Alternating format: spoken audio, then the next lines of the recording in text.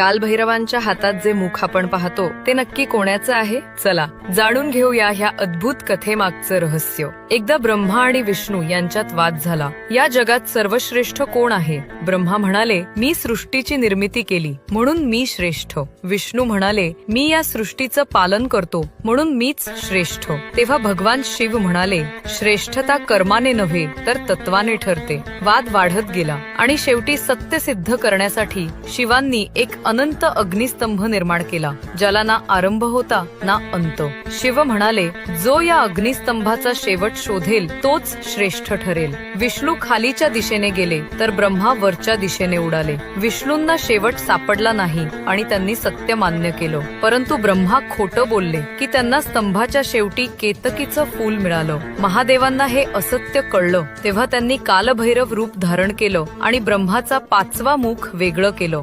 त्यामुळे भैरवांवर ब्रह्महत्येचा दोष लागला आणि ते मुख त्यांच्या हाताला चिकटून राहिलं। ते जिथे जिथे गेले तिथे तिथे त्या मुखातून रक्त वाहत राहिलं। भैरवांनी अनेक तीर्थक्षेत्री भ्रमण केलं पण दोष नष्ट झाला नाही। शेवटी जेव्हा ते काशी नगरीत पोहोचले तेव्हा तो दोष नाहीसा झाला आणि ते मुख त्यांच्या हातातून वेगळं झालं। त्या ठिकाणाला आजही कपाळमोचन तीर्थ म्हणतात आणि तिथेच विराजमान आहेत भगवान कालभैरव, जे आजही आपल्या भक्तांचं रक्षण करतात।